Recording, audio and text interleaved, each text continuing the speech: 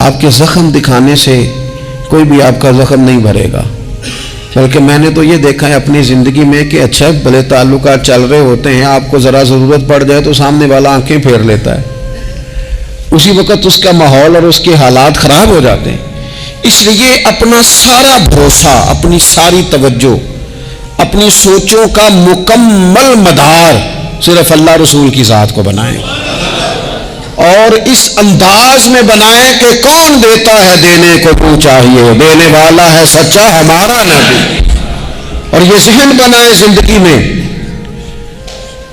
کہ رب رسول کی بارگاہ سے دو قطرے بھی مل گئے تو دنیا بھی بن جائے گی، آخرت بھی بن جائے گی۔ اس لیے ادھر ادھر دیکھنا تھوڑا کم کریں۔ اور بالخصوص آج اپیل کروں گا، استاد اپنے شاگردوں کو، پیر اپنے مریدوں کو، باپ اپنی اولاد کو بڑی بڑی باتوں کا سبق پڑھائے، بڑی بڑی باتوں۔ اقبال نے شکوہ کیا، اقبال کہنے لگے شکایت ہے مجھے یا رب خدا بندان مکتب سے۔ یہ جو انہیں کہتے ہیں کہ جناب پڑھ جاؤ گے تو روٹی اچھی ملے گی، یہ انہیں کہتے ہیں پڑھ جاؤ گے تو کار میں بیٹھو گے، پڑھ جاؤ گے تو کوٹھی بنا لو گے، یہ کیا سبق پڑھا رہے ہیں بھلا؟ ان کو تو تم بڑے بڑے باتیں بتاؤ، انہیں کہو پڑھو گے تو دنیا میں حضور کے دین کا انقلاب برپا کرو گے۔ تم ان کہو کہ تم پڑھو گے تو تم ایک پورا پورا ملک چلاؤ گے، تم انقلاب برپا کرو گے، اٹھ باندھ کمر کیوں ڈرتا ہے، پھر دیکھ خدا کیا کرتا ہے۔ اقبال کہنے لگے یہ تم کیا سبق پڑھا رہے ہو کہ روٹی صحیح مل جائے گی، چندہ اکٹھا کرنے کا طریقہ آ جائے گا؟ کہنے لگے شکایت ہے مجھے یا رب خدا بندان مکتب سے، سبق شاہی ہے اور بچوں کو دے رہے ہیں خاک بازی کا۔ اڑنے والی تعلیم تھی اور یہ انہیں رینگنے کا سبق پڑھا رہے ہیں۔ تگڑی تگڑی باتیں بچوں کو سکھاؤ، تگڑی تگڑی۔ یہ پھر سارے نہ ڈھونڈتے پھریں کہ وہ فلانا جو ہے نا چاچا امیر ہے تو ماموں امیر ہے تو فلانی خالہ باہر ہے تو فلانا ذرا مہربانی۔ کوئی بھی نہیں مہربانی کرتا، مہربانی جب بھی کرتا ہے یا خدا کرتا ہے یا مدینے والے محمد مصطفیٰ کرتے ہیں۔ اپنی توجہات کبھی بچوں کو دیکھیں، حضرت لقمان اپنے بیٹے کو کیا کہتے ہیں؟ کہتے ہیں یا بنی اقم الصلاۃ وامر بالمعروف وانہا عن المنکر۔ حضرت لقمان اپنے بیٹے کو سمجھاتے ہیں، کہتے ہیں اے بیٹا نماز قائم کرنا، لوگوں کو بھلائی کا حکم دینا، برائی سے منع کرنا، وَاصْبِرْ عَلَىٰ مَا أَصَابَكَ، اور جب مصیبت پہنچے تو صبر کرنا، ادھر ادھر رونا دھونا نہ کرنا۔ نماز پڑھنا، بھلائی کا حکم دینا، برائی سے منع کرنا، اور اگر کوئی مصیبت پہنچے تو اس پر صبر کرنا۔ کتنے کام ہو گئے؟ 4۔ ایک نماز پڑھنی ہے، ایک بھلائی کا حکم دینا ہے لوگوں کو، ایک برائی سے، اور اگر کوئی مشکل آئے تو کیا کرنا ہے؟ ان ذالک من عزم الامور۔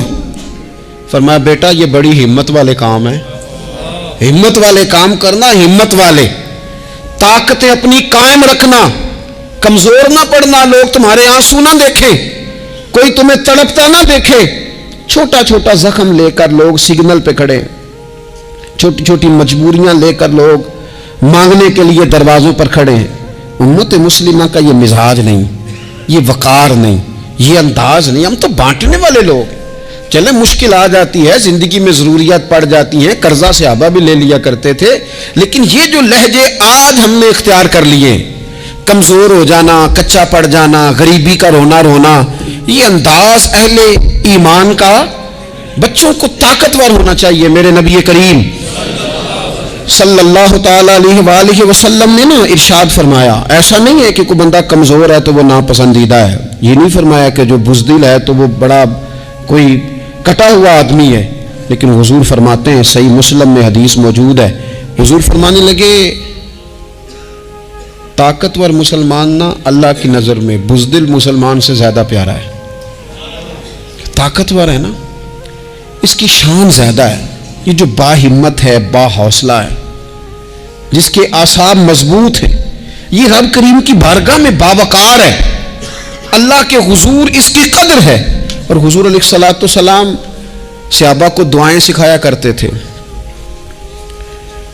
اور تعلیم امت کے لیے خود بھی حضور وہ دعا فرمایا کرتے تھے، کہتے تھے اے اللہ بزدلی سے بچا، کنجوسی سے بچا، اے اللہ اس بڑھاپے سے بچا جو انسان کو بڑا پریشان کر دے۔ حضور دعائیں مانگا کرتے تھے۔ دیکھیں بیمار انسان ہو جاتا ہے، اگر وہ سوچے نا رب کی طرف سے ہے تو پھر بیماری کا لوگ بڑا مزہ لیتے ہیں، کیونکہ جب بندہ بیمار ہوتا ہے تو نفسانی خواہشات ساری ختم ہو جاتی ہیں۔ اور میں اکثر دوستوں سے کہتا ہوں کہ بعض چیزیں ایسی ہیں جو وجد میں لے آتی ہیں بندے کو، اگر وہ غور کرے تو۔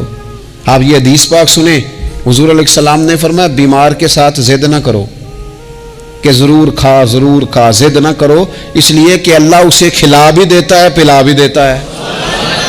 اب جب کسی کو پتہ چلے کہ میں بیمار ہوں تو رب مجھے کھلا پلا رہا ہے تو مجھے بتائیے بیماری کتنی پیاری لگے گی، بیماری میں کتنا سرور آئے گا۔ پھر تو انسان ہمیشہ چاہے گا کہ مجھے وہ چیزیں ملیں جو مجھے اللہ تبارک و تعالیٰ کی بارگاہ کے قریب کر دیں۔ دوسری بات یہ ہے کہ میدان میں جب انسان اترتا ہے نا تو اسے ایک بات اپنے ذہن میں رکھنی چاہیے کہ جیت اور ہار یہ اللہ تعالیٰ کے دست قدرت میں ہے، لیکن جب وہ لڑے تو جیتنے کے لیے لڑے۔ ہمارے ہاں نا بہت سارے لوگ لڑنے سے پہلے ہی ہارے ہوئے ہوتے ہیں، میدان میں نکلنے سے پہلے ہی وہ کمزور باتیں کر رہے ہوتے ہیں، ابھی سفر شروع نہیں ہوتا وہ کہہ دیتے ہیں نہیں جناب آپ کی بات تو ٹھیک ہے پر کیسے ہوگا، کیوں کر ہوگا، لوگ تو آج کل چلتے ہی نہیں، بڑے مسئلے خراب ہیں۔ اور پھر کچھ لوگ ایسے ہیں جن کی باتیں سن کر بندے بیک گیئر لگا لیتے ہیں، اور میں نے دیکھا باتیں کرنے والے وہیں رہتے ہیں اور کام کرنے والے کہاں سے کہاں چلے جاتے ہیں۔ یہ یقینی نہیں کہ جیتیں گے، لیکن جب میدان میں اترے نا تو پھر ہمیشہ جیتنے کے لیے اترے۔ کوشش کریں کہ میں نے اس انداز میں نکلنا ہے کہ میں نے نہ جیتنا ہے۔ حضرت مولا علی شیر خدا کرم اللہ تعالیٰ وجہ الکریم سے کسی بندے نے پوچھا حضور آپ ہر میدان میں کامیاب کیوں رہتے ہیں؟ فرمانے لگے جیت ہار تو رب کریم کے دست قدرت میں ہے، لیکن جب میں اترتا ہوں نا میدان میں تو میں دشمن دیکھ کے پہلے ہی فیصلہ کر لیتا ہوں کہ میں نے اس کے پیٹ میں خنجر مارنا ہے کہ گلے پہ، میں جیتنے کے لیے میدان میں اترتا ہوں۔ تو آپ دیکھ لینا دیواریں ہلتی رہتی ہیں اور در کانپ جاتا ہے، علی کا نام سن کر اب بھی خیبر کانپ جاتا ہے۔ کیوں کہ کہتے ہیں میں ذہن بنا لیتا ہوں کہ میں اسے کاٹ کے لاؤں گا، میں ڈرتا اور سہمتا ہوا میدان میں نہیں اترتا۔ ذہن ہوتا ہے کہ آج لڑوں گا تو جیتوں گا، آج میں دیکھیں میں کیا کرتا ہوں۔ حوصلہ نہیں پیدا کر پا رہے بچوں میں، کچھ بچے بھی اللہ خیر کرے عزم و ہمت والے لوگوں کے پاس بیٹھتے نہیں، اور دوسرا ہم اپنے بچوں کا کسی کو آئیڈیل بھی نہیں بننے دیتے۔ بچے کسی کا نام لیتے ہیں تو ہم کہتے ہیں پتر چھاڑ پر یہ دور ہی نہیں ہے، ہم کوئی ایسا ذوق، کوئی مزاج، کوئی طبیعت پیدا ہی نہیں ہونے دیتے۔ کچھ آنے والی نسل کا مزاج ہے کہ وہ اٹھنا نہیں چاہتی، بیٹھنا نہیں چاہتی، چلنا نہیں چاہتی، وہ چاہتی ہے میں لیٹی رہوں، موبائل میرے ہاتھ میں رہے، باقی سارے کام ریموٹ کنٹرول ہو۔ جب انسان دیکھیں نا، ایک ڈاکٹر صاحب کے پاس ایک دفعہ میں گیا تو ایک مریض کو وہ سمجھا رہے تھے، اسے کہہ رہے تھے کہ تو تھوڑی ورزش بھی کیا کر، تھوڑی ورزش بھی کیا کر، اور ساتھ انہوں نے بڑی اچھی بات کی، کہنے لگے اللہ تعالیٰ نے نا جسم میں جوڑ بنائے ہیں، یہ گھٹنے ہیں، یہ کونیاں ہیں، اللہ نے جوڑ بنائے ہیں، اسی لیے تو بنائے تھے کہ تھوڑی ان کو حرکت بھی دی جائے، لیکن اگر آپ ان جوڑوں کو حرکت ہی نہیں دیں گے تو یہ تو زانگا لود ہو جائیں گے۔ تو کام زندگی میں عزم کے ساتھ، ہمت کے ساتھ، اور سب سے بڑی مضبوطی یہ ہے کہ آپ یہاں سے مضبوط ہوں، آپ اعصابی طور پر مضبوط ہوں۔ یہ جو کمزوری ہے نا، ذہنی کمزوری، میں نہیں پسند کرتا کہ مطلب خواتین بچوں کو اس لیے ڈرائیں کہ بیٹا او ہو بلی آ گئی ہے۔ وہ بلی کیا ہوتی ہے جی؟ لیکن جو خواتین آج بھی بچوں کو بلی سے ڈرائیں گی، اچھا اس کو ڈرا بلی سے رہی ہوتی ہیں اور ساتھ کہہ رہی ہوتی ہیں ماما کا شیر، جی آپ کا شیر بلی سے ڈرتا ہے، یہ اماں کا شیر بلی سے ڈر رہا ہے، آپ نے اس سے بلی سے ڈرا دیا اور نام شیر رکھ دیا ہے۔ یہ کیسا شیر ہے کہ جو بلی آتی ہے تو بھاگ جاتا ہے؟ یہ ماحول مطلب متضاد ہے۔ یہ کاکروچ دیکھ کر چیخیں مارنا نا، یہ برگر فیملی ہونے کی علامت ہے۔ چھپکلی دیکھ کر نا چیخیں مارنا، یہ امیر گھروں کی علامت ہے، پڑھے لکھے لوگوں کی علامت۔ یہ کیا مذاق ہے؟ جو قوم چھپکلی سے ڈرتی ہے، کاکروچ سے ڈرتی ہے، اور جو لوگ کہتے ہیں ہو یہ جناب یہ تو اندر میرے وہ آ گیا ٹوکا تو یہ کھا جائے گا، تو یہ قوم انقلاب برپا کرے گی؟ یہ میدانوں میں نکلے گی. بڑے خوبصورت انداز میں ویڈیو بنا کے تو اس کو شیئر کیا جاتا ہے کہ وہ جی قربانی والے دن بکرا ذبح ہو رہا تھا تو بچہ رو پڑا. کیا بات کرتے ہیں آپ؟ یہ جہاد کرے گا بچہ کل کو جو بکرے ذبح ہونے پر روتا ہے؟ اعصابی مضبوطی ذہنی طور پر مضبوط کب ہوتی ہے؟ جب انسان اخلاقاً مضبوط ہوتا ہے، اس کی طبیعت وزادار ہوتی ہے، اس کا مزاج اسے مضبوط کرتا ہے. آپ ایک حدیث دیکھیں ترمذی میں موجود ہے. حضور علیہ الصلوۃ والسلام نے فرمایا جب اللہ تعالیٰ نے زمین کو پیدا کیا تو زمین ہلنے لگی. تو اللہ نے پہاڑوں کو میخیں بنا کر قلعے بنا کر زمین میں لگا دیا تو زمین ٹھہر گئی. فرشتے فوراً عرض گزار ہوئے کہ مالک تیری سب سے طاقتور مخلوق یہ پہاڑ ہیں؟ فرمایا نہیں، لوہا جو ہے نا وہ پہاڑوں سے بھی طاقتور ہے، کیونکہ لوہا پہاڑ کو کاٹ دیتا ہے. یا اللہ پھر لوہا سب سے طاقتور ہے؟ فرمایا نہیں، آگ اس سے بھی طاقتور ہے. کیا آگ سب سے طاقتور ہے؟ تو فرمایا نہیں، پانی بھی ہے. کیا پانی طاقتور ہے؟ فرمایا ہوا بھی ہے جو پانی کا رخ پھیر دیتی ہے. مسلمانوں خدا را اس سے بڑا ذوق نہیں ملے گا. میں طاقتور ہونے کا طریقہ بتا رہا ہوں. ہمارے ہاں لوگ سمجھتے ہیں کہ میں بولتا زیادہ ہوں اس لیے میں طاقتور ہوں، میرے پاس اسلحہ زیادہ اس لیے میں یہ دیکھو حضور نے بتایا طاقتور کون ہوتا ہے. یا رسول اللہ پتھر پہاڑ طاقتور ہے؟ تو فرمایا نہیں، ان پر تو لوہا ہے، لوہا طاقتور ہے. نہیں، اس پر تو آگ ہے، آگ طاقتور ہے. نہیں، اس پر تو پانی ہے، پانی طاقتور. اس پر تو ہوا ہے. تو حضور پھر مہربانی کریں بتائیں طاقتور کون ہے؟ تو یہ دیکھو نا، یہ یاد رکھو نا، یہ کائنات کے سب سے بڑے حکمت والے محبوب کی بات یاد رکھو نا. حضور فرمانے لگے سب سے زیادہ طاقتور وہ مومن ہے جو سیدھے ہاتھ سے صدقہ دیتا ہے اور دوسرے کو پتہ بھی نہیں لگنے دیتا. اس ہاتھ سے صدقہ دیا اور اس ہاتھ کو پتہ، جس میں یہ اخلاقی طاقت آ جائے نا کہ اللہ کے رستے میں دیکھ کر پھر اسے چھپانا آ جائے، وہ بڑا طاقتور آدمی ہے. میں یہ سب سے بڑا طاقتور ہے جس نے اپنے رب سے راز نیاز شروع کر لیے. اللہ کے رستے میں دیتا ہے پھر کسی کو خبر. یہ کون سی طاقت ہے؟ یہ روحانی طاقت ہے، یہ اخلاقی طاقت ہے، یہ کردار کی طاقت، یہ سوچوں کی طاقت ہے، یہ آپ کے مزاج کے بلند ہونے کی طاقت ہے. لیکن اگر مسجد میں ٹائلیں لگوا کر بھی ایک ٹائل پہ نام لکھوا لیا ہے، اگر کہیں تعاون کر کے بھی کہا میرا ذکر کرو، کوئی خدمت کر کے کہا میرا نام لو، پھر آپ کمزور ہیں، پھر آپ طاقتور نہیں ہیں، پھر آپ نے بزدلوں جیسا کام کیا، پھر آپ نے وہ رنگ اختیار کیا ہے جو شاید آپ کو ذہنی طور پر بڑی کوفت میں مبتلا کر دے.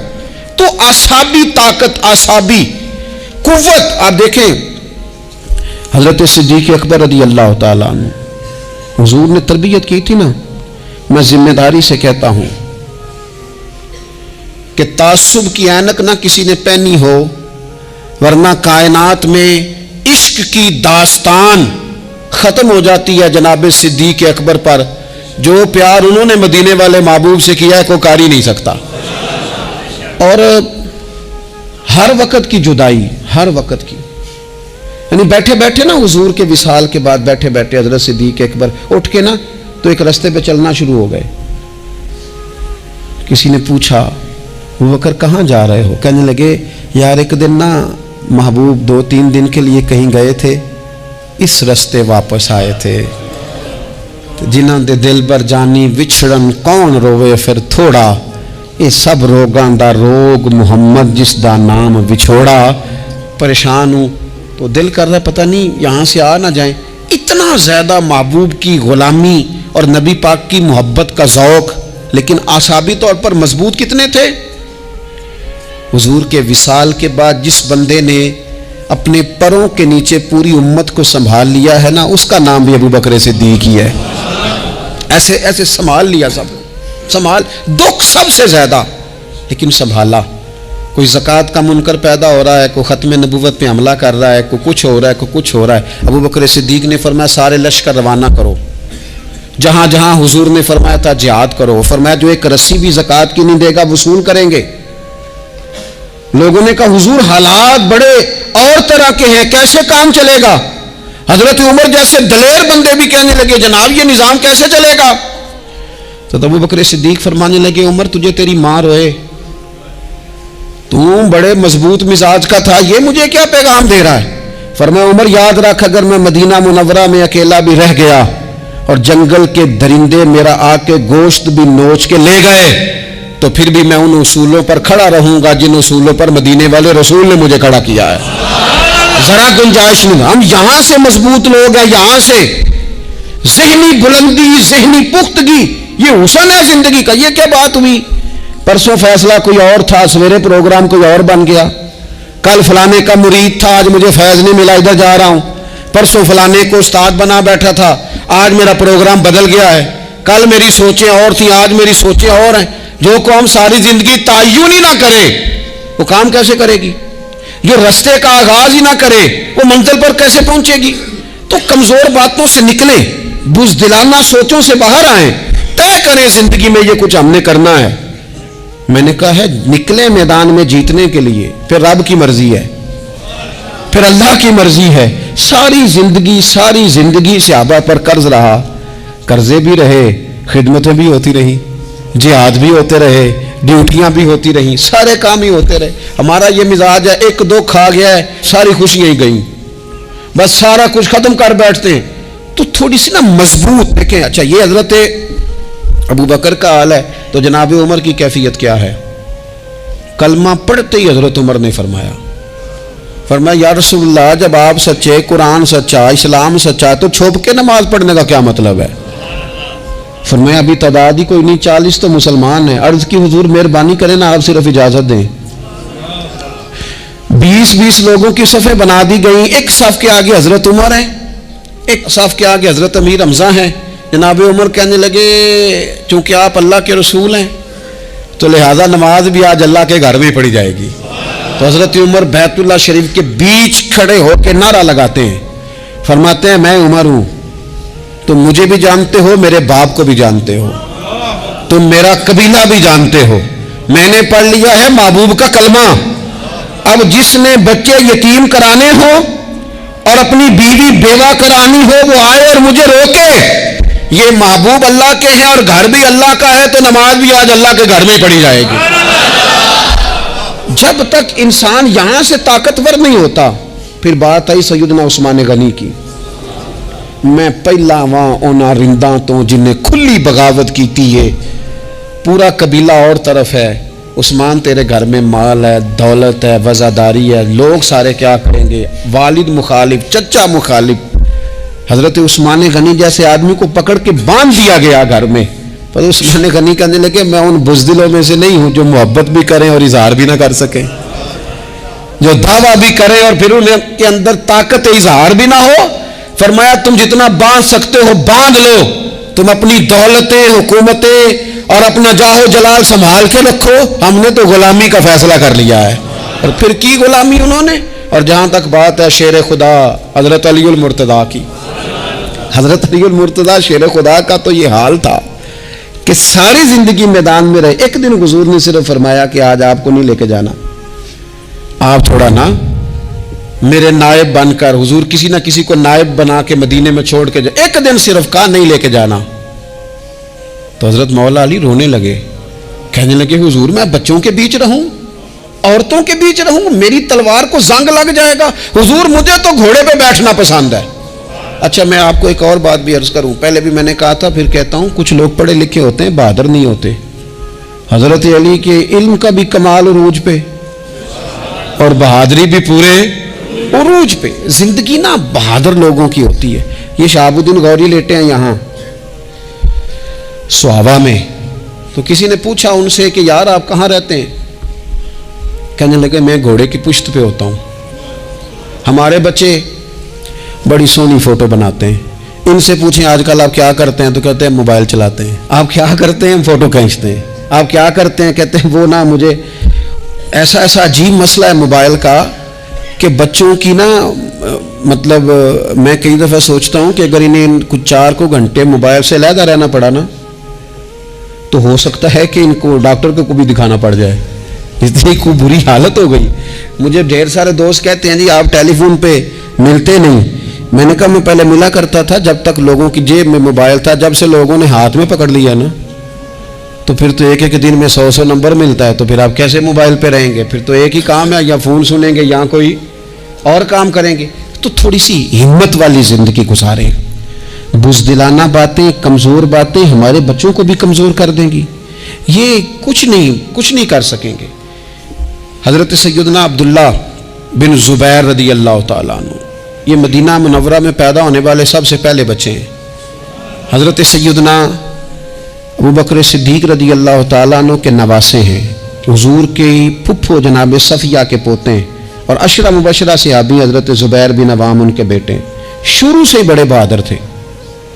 ایک دن کچھ بچے گلی میں کھیل رہے تھے تو ایک شخص نے آ کے نا چیخ ماری، ڈرایا، سارے بچے بھاگ گئے۔ جناب عبداللہ ابن زبیر کہنے لگے کیوں بھاگتے ہو؟ اب چیخوں سے بھی ڈرو گے؟ واپس آؤ سارے، میں تمہارا امیر ہوں، آؤ ذرا اس پر حملہ کریں۔ ہم سارے بھاگے اور یہ اکیلا کھڑا رہے۔ اس پر حملہ کیا، وہ ڈرانے والا خود ڈر کے بھاگ گیا۔ تھوڑا سا نا مزاج، ذہن، طبیعت، دیکھیں نا، بدتمیزی اور چیز کا نام ہے، لیکن گفتگو کا مضبوط ہونا یہ اور چیز کا نام ہے۔ بچوں کو جب پوری طرح یہاں تو ہم ان کو اس قدر زیادہ کمروں میں بند رکھتے ہیں کہ جب وہ نکلتے ہیں باغی ہو جاتے ہیں۔ یہاں پھر یہ ہوتا ہے کہ ان کے اندر جو صلاحیتیں ہوتی ہیں وہ پوری طرح دب جاتی ہیں، وہ جو کیفیات ہوتی ہیں جو ایک مردانہ وصف پہ ہونی چاہیے ان کے اندر موجود نہیں ہوتی۔ اقبال کہتے ہیں آئین جواں مرداں حق گوئی و بے باکی، اللہ کے شیروں کو آتی نہیں روباہی۔ اور یہ جو سہمے دوست ہیں نا، بالخصوص غریب طبقے سے، ان سے میں عرض کروں گا کبھی کسی کی گاڑی دیکھ کر مرعوب نہیں ہونا، کبھی کسی کے مہنگے کپڑوں کے روب میں نہیں ہونا، کبھی نہیں۔ حالات کے سہمے ہوئے لوگوں کو بتا دو حالات بدل جاتے ہیں، ایک جیسے نہیں رہتے۔ کبھی کمزور نہ پڑیں اور جگہ جگہ اپنے دکھ بھی نہ بتائیں، جگہ جگہ اپنے دکھ نہ بتائیں، ہمت کریں، ہمت کریں۔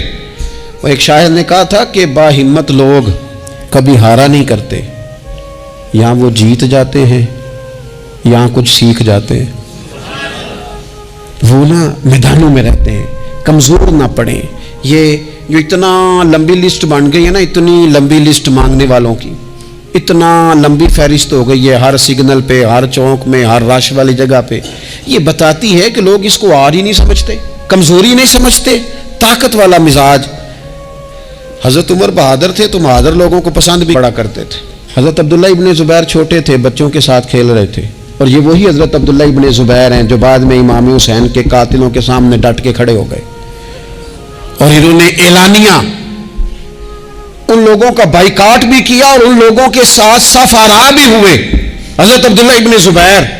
اور فرماتے ہیں کہ میری ماں 90 سال سے زیادہ عمر تھی حضرت اسماء بنت ابی بکر کی، جب میں نے انہیں کہا نا اماں وقت آ گیا شہادت کا، تو میری اماں مجھے کہنے لگی پتر میدان میں رہنا، میدان میں بکرے کو ذبح ہوتے وقت تکلیف ہوتی ہے، جب اس کی کھال اتاری جائے پھر کوئی تکلیف نہیں ہوتی، ایسے ہی کمزور نہ پڑنا۔ ہمارے ہاں تو لوگ کہتے ہیں نا پتر اندروں کنڈی لے لا، ساڑی نہیں لڑائی، وہ جب ہمارے گھر آگ آئے گی پھر اسے ہم بند کریں گے، ابھی نہ تو بالکل باہر نہ نکلنا۔ کیسے قوم آگے بڑھے گی؟ جرتیں کیسے پیدا ہوں؟ اور جو کچھ کہہ نہیں سکتے وہ منوائیں گے کیسے؟ جو بات کرنے کی طاقت نہیں رکھتے وہ اپنا منوائیں گے کیسے؟ حضرت عبداللہ ابن زبیر رضی اللہ تعالیٰ عنہ اپنے دوستوں کے ساتھ گلی میں کھیل رہے تھے، جناب عمر فاروق آ گئے۔ حضرت عمر فاروق کا جلال تھا، بچے ان کو دیکھ کے دوڑ گئے، حضرت عبداللہ ابن زبیر کھڑے ہیں۔ حضرت عمر قریب آئے، کہنے لگے پتر آپ کیوں نہیں دوڑے؟ حضرت عبداللہ ابن زبیر چھوٹے سے ہیں، کہنے لگے جی کیوں میں دوڑتا، میں نے کوئی جرم کیا ہے، کوئی میں نے غلطی کی ہے، بھلا کیوں دوڑوں؟ آرام سے کھیل رہے ہیں اور نہ ہم نے کوئی رستہ بند کیا، جگہ ہے، آپ نے گزرنا تو گزر جائیں۔ چاہیے تھا نا حضرت عمر ناراض ہوتے، پر جناب عمر نے ماتھا چوم لیا، کہنے لگے کیا بات ہے بیٹا، ان چیزوں پر ذرا قائم رہنا۔ کہنے لگے جرم کیے، کیا مطلب ہے اس بات کا کہ فلانا ہے تو دوڑ جا، کیوں دوڑیں جی؟ تو ہم نے جو قوم کو سکھانا شروع کیا ہے نا، دیکھیں فقر اور چیز ہے، درویشی اور چیز ہے، سادگی، لیکن ظلم سہنا اور چیز ہے۔ دنیا میں قتیل اس سا منافق نہیں کوئی جو ظلم تو سہتا ہے بغاوت نہیں کرتا۔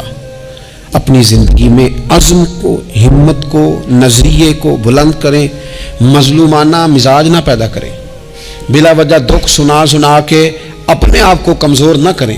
یاد رکھیں اگر ہم اپنے دکھ کسی کو سنا رہے ہیں اور اپنے آپ کو بڑا غریب ثابت کر رہے ہیں تو ایسا نہ ہو کہ ہمارے بچے اس کا برا اثر لے جائیں. خودداری سے جینا سکھائیں, عزت نفس سکھائیں. ہر وقت گھر کے اندر, کلاس کے اندر, اپنے دوستوں کی جمعیت کے اندر کمزور باتیں نہ کریں, رو دھو کے وقت نہ گزاریں. رونے سے بھی رات گزر جاتی ہے, ہنسنے سے بھی رات گزر جاتی ہے, ناشکری سے بھی دن بیت جاتا ہے اور شکر سے بھی. لیکن بس بات اتنی ہے کہ شکر والوں کا ذرا صحیح بیت جاتا ہے, ہنسنے والوں کا ذرا صحیح بیت جاتا ہے. زندگی میں عزم کے ساتھ, ہمت کے ساتھ لوگ جس حال میں مرنے کی دعا کرتے ہیں, معاذ اللہ, لوگ جس حال میں مرنے کی دعا کرتے ہیں, ہم نے اس حال میں جینے کی قسم کھائی ہے.